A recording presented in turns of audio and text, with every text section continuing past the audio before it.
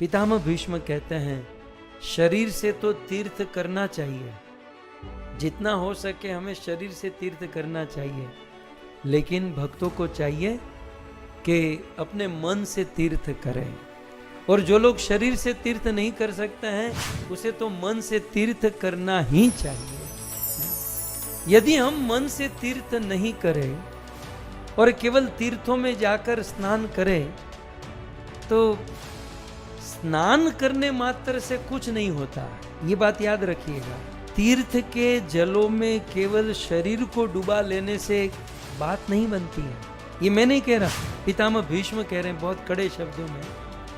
सच्चा स्नान ये है। तो पितामह भीष्म के अनुसार तीर्थों में जाकर केवल अपने शरीर को भिगो लेना ही स्नान, असली स्नान नहीं है। असली स्नान यह है कि अपने इंद्रियों को कंट्रोल करना, अपने आप को पवित्र करना, अपने मन के मल से शुद्ध हो जाना। शराब से भरे हुए घड़े को गंगा नहलाओ, यमुना नहलाओ, तीर्थाटन कराओ, वह घड़ा तब तक पवित्र नहीं होगा जब तक अंदर से शराब बाहर नहीं निकलेगी। तो हम लोग इन तीर्थ सरोवर कुंडों के जलों में कितना भी शरीर को भिगो ले, कितना भी स्नान कर ले, बहुत अच्छी बात है स्नान करना, लेकिन केवल यह करें और मन के मल को दूर न करें तो वह लाभ प्राप्त नहीं होता, उसका कोई मतलब नहीं रहता। इसलिए तीर्थ में जाना, तीर्थाटन करने का मूल है हमारा मन शुद्ध होना, हमारा चित्त शुद्ध होना।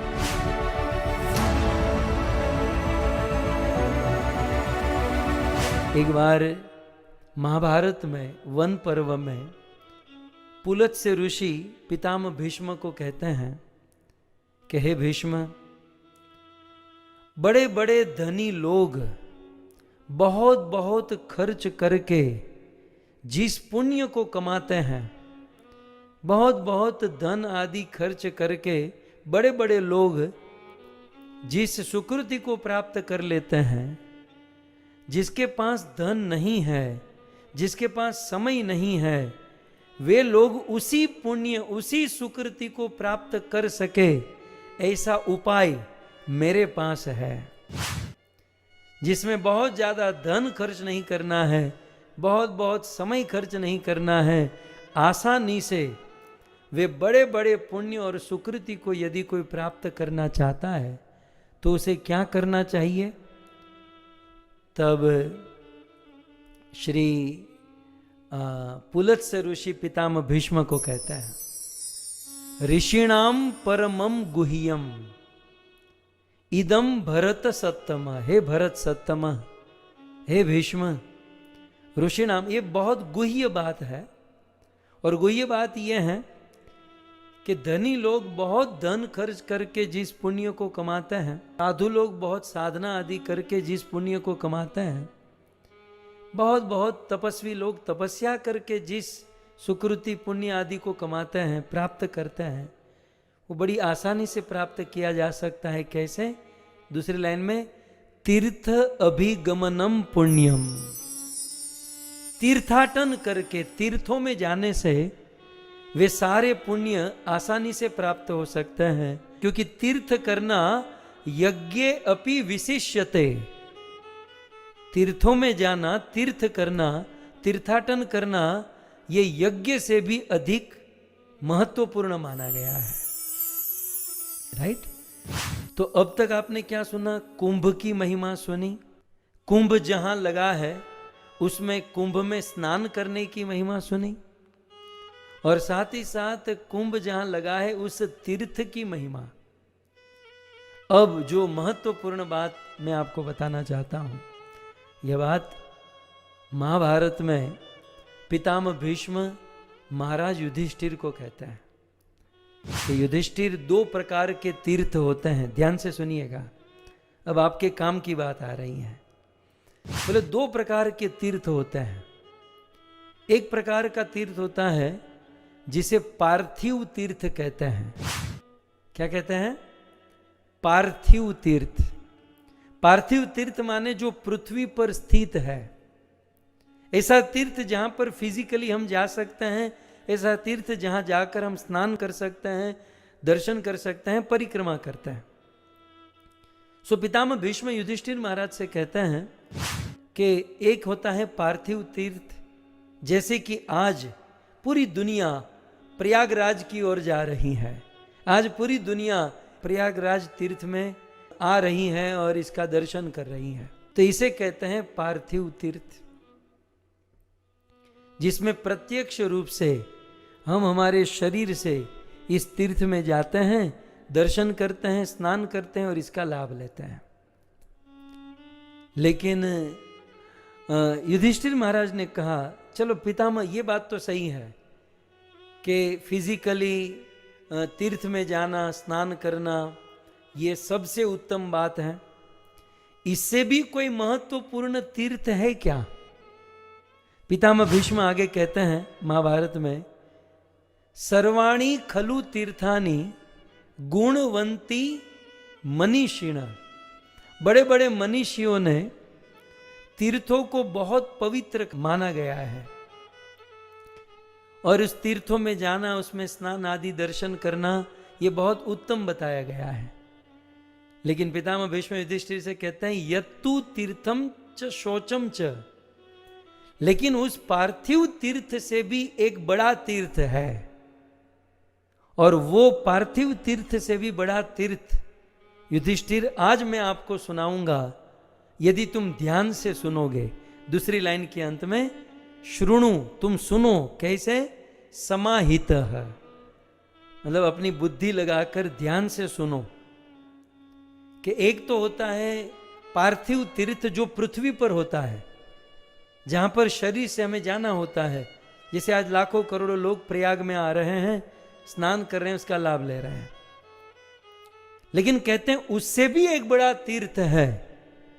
पितामह भीष्म युधिष्ठिर से कहते हैं उससे भी एक बड़ा तीर्थ है, और वो बड़ा तीर्थ कौन सा है? उस तीर्थ का नाम महाभारत में पितामह भीष्म देते हैं मानस तीर्थ। एक है पृथ्वी का तीर्थ और दूसरा है मानस तीर्थ। और पितामह भीष्म कहते हैं कि पृथ्वी के तीर्थ, पृथ्वी का तीर्थ तो पवित्र है ही, इसमें कोई डाउट नहीं है, इसकी तो अनंत महिमा है, और लाखों लोग आज इस पृथ्वी के तीर्थ प्रयाग में आ रहे हैं। लेकिन महाभारत और पितामह भीष्म के अनुसार पार्थिव तीर्थ से भी उत्तम तीर्थ है मानस तीर्थ। मानस तीर्थ, मानस तीर्थ माने अपने मन से किया गया तीर्थ,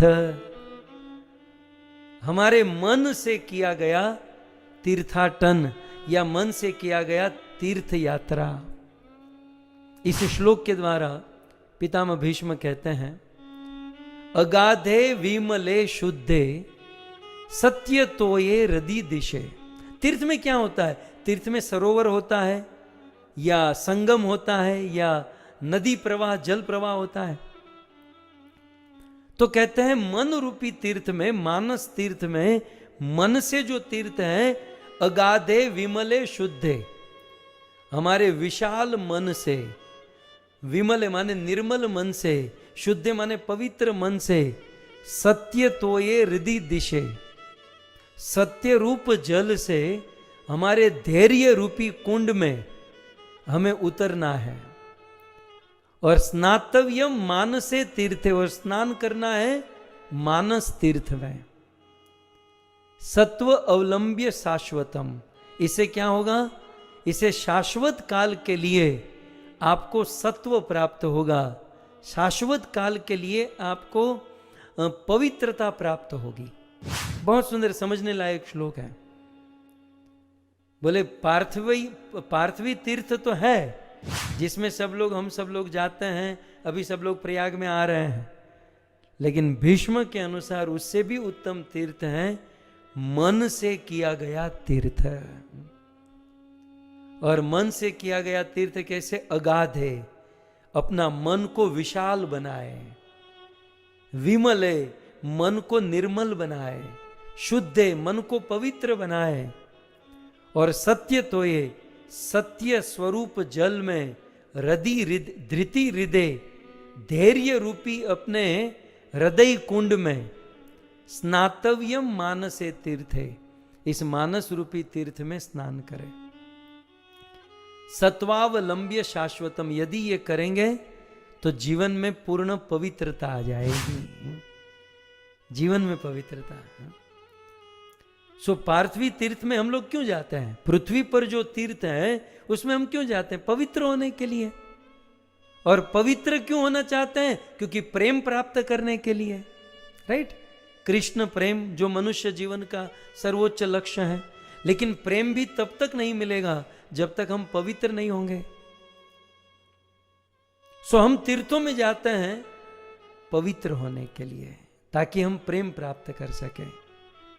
लेकिन वही पवित्रता हमारे मानस तीर्थ, हमारे मन में तीर्थ का स्मरण करके, राइट, मन को विशाल बनाकर सत्व रूपी विचारों में यदि मानस अवगाहन करते हैं तो पवित्रता आ जाती है, ऐसा पितामह भीष्म कहते हैं।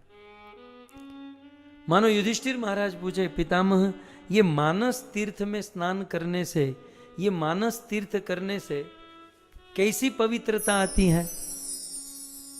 तब महाभारत में आगे पितामह भीष्म कहते हैं, तीर्थ शौचम मनः तीर्थ आर्जवम सत्यम आर्दवम अहिंसा सर्वभूतानाम अनृष्य संशय दमः शमः। मानस तीर्थ में अपने मन से यदि कोई तीर्थ करता है, अब कई सारे लोग प्रयाग में आकर तीर्थ कर रहे हैं और कई सारे लोग यहाँ कथा अमृत में बैठकर अपने अपने घर पे बैठकर मन से तीर्थ आज महाकुंभ कर रहे हैं। सो मन से तीर्थ करने का क्या लाभ है? पितामह भीष्म यहां पर कह रहे हैं, मन से यदि तीर्थ करते हैं तो शौचम, मन से तीर्थ करने से शौचम ऐसी पवित्रता आती है। कैसी पवित्रता? तो कहते हैं अनर्थित्वम, अनर्थित्वम माने जीवन में अयाचकता आ जाती है, हम लोग निष्काम हो जाते हैं। मन से तीर्थ करने से आर्जवम, जीवन में सरलता आती है। मन से तीर्थ करने से सत्यम, जीवन में सत्यता आती है। मन से तीर्थ करने में आर्दवम, जीवन में मृदुता आती है। मन से तीर्थ करने से अहिंसाम, अहिंसा की भावना, और सर्वभूतानाम नृसंशयम, मतलब सभी जीवों के प्रति दया की भावना आती है। दमः माने इंद्रियों का संयम होता है और शमः मन का कंट्रोल होता है, यदि हम मन से तीर्थ करते हैं। इसलिए पितामह भीष्म कहते हैं, शरीर से तो तीर्थ करना चाहिए, जितना हो सके हमें शरीर से तीर्थ करना चाहिए, लेकिन भक्तों को चाहिए कि अपने मन से तीर्थ करें। और जो लोग शरीर से तीर्थ नहीं कर सकते हैं उसे तो मन से तीर्थ करना ही चाहिए। यदि हम मन से तीर्थ नहीं करें और केवल तीर्थों में जाकर स्नान करें तो स्नान करने मात्र से कुछ नहीं होता, ये बात याद रखिएगा। तीर्थ के जलों में केवल शरीर को डुबा लेने से बात नहीं बनती है। ये मैं नहीं कह रहा, पितामह भीष्म कह रहे हैं बहुत कड़े शब्दों में कि न जल आप्लुत देहस्य स्नात स्नात अभित्य अभिधीयते। तीर्थ के जल में शरीर को डुबा लेना ही स्नान नहीं कहलाता। किसी भी सरोवर में, कुंड में अपने शरीर को डुबा लेना ही स्नान नहीं है। सच्चा स्नान क्या है? तो दूसरी लाइन में कहते हैं सस्नातो, वही सच्चा स्नान है यो दम स्नात, जो अपनी इंद्रियों को कंट्रोल करते हैं, शुचि जो पवित्र होते हैं, शुद्ध मनोमलह जो अपने मन के मल से शुद्ध हो जाते हैं। सच्चा स्नान ये है। सो पितामह भीष्म के अनुसार तीर्थों में जाकर केवल अपने शरीर को भिगो लेना ही स्नान, असली स्नान नहीं है। असली स्नान यह है कि अपने इंद्रियों को कंट्रोल करना, अपने आप को पवित्र करना, अपने मन के मल से शुद्ध हो जाना। पितामह भीष्म कहते हैं कि यो लुब्ध, जो लोभी है, पिशुन जो चुगलखोर है, क्रूरो जो निर्दयी है, दंभिको जो दंभी है, विषयात्मक जो विषयों में आसक्त है, सर्व तीर्थेषु अपि स्नान, ये केवल प्रयागराज छोड़िए, ये सभी तीर्थों में स्नान करेगा ना, फिर भी पापो मलिन एवस, फिर भी वह पापों से मलिन ही मलिन रहेगा। हम लोग नहीं देख रहे, कुछ लोग प्रयागराज में जा रहे हैं, सुंदर स्नान आदि कर रहे हैं, लेकिन वहां जाकर भी लुब्ध लोभ कर रहे हैं, पिशुन चुगली कर रहे हैं, चुगलखोर, अच्छी व्यवस्था नहीं है, ये व्यवस्था नहीं है, क्रूरो निर्दयी। यदि ऐसे दोष और दुर्गुणों से हम मुक्त नहीं हो रहे हैं तो उस प्रयाग में स्नान करने से कोई मतलब नहीं रह जाता।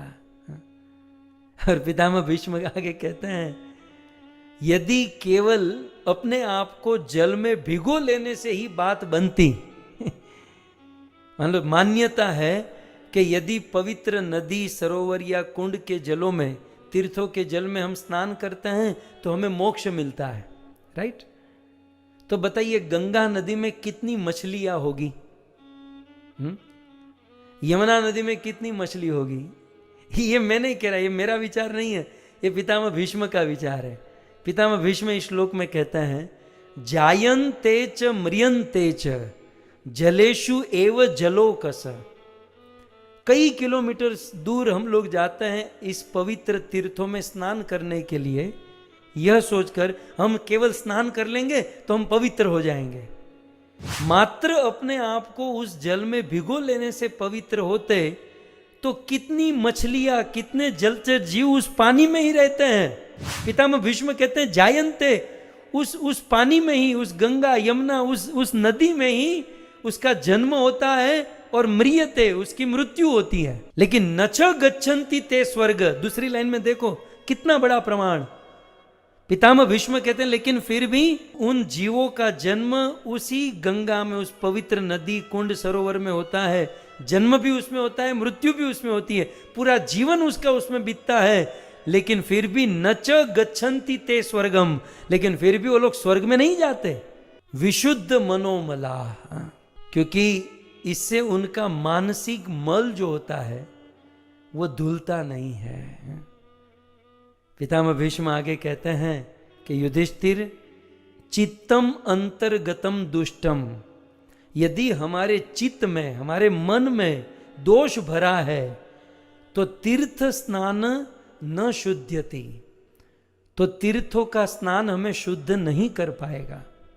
यदि मन में ही दोष है तो तीर्थों का स्नान भी हमें शुद्ध नहीं कर पाएगा। कैसे? फॉर एग्जाम्पल दूसरी लाइन में कहते हैं, शतशो अपि जलेर धोतम सुरा भांड इवा शुचि। सुरा, शराब से भरे हुए घड़े को आप 100 बार नदी में, गंगा में, यमुना में डुबाओ, शराब से भरे हुए घड़े को गंगा नहलाओ, यमुना नहलाओ, तीर्थाटन कराओ, वह घड़ा तब तक पवित्र नहीं होगा जब तक अंदर से शराब बाहर नहीं निकलेगी, हैं? तो हम लोग इन तीर्थ, सरोवर, कुंडों के जलों में कितना भी शरीर को भिगो ले, कितना भी स्नान कर ले, बहुत अच्छी बात है स्नान करना, लेकिन केवल यह करें और मन के मल को दूर न करें तो वह लाभ प्राप्त नहीं होता, उसका कोई मतलब नहीं रहता। इसलिए तीर्थ में जाना, तीर्थाटन करने का मूल है हमारा मन शुद्ध होना, हमारा चित्त शुद्ध होना।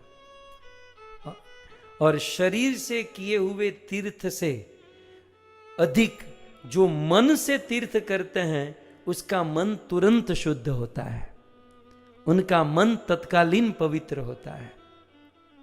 शरीर से तीर्थ करते ना तो थोड़ा बहुत अभिमान भी हो जाता है, अपन ने किया है, मैं इतनी भीड़ में जाकर आया, इतनी हजारों डॉलर की टिकट लेकर आया, मैं इतना अर्जेंसी में जाकर आया, मुझे इतनी महंगी टिकट लेनी पड़ी, मैं तो इतनी बड़ी होटल में रुका था। मतलब हो सकता है आप लोगों को तो नहीं होता, हम जैसे लोगों को फिजिकली यदि हम लोग प्रयाग में आ गए तो थोड़ा बहुत अभिमान भी हो सकता है। लेकिन मन से यदि कोई तीर्थ करता है तो अभिमान की इतनी आशंका नहीं रहती है।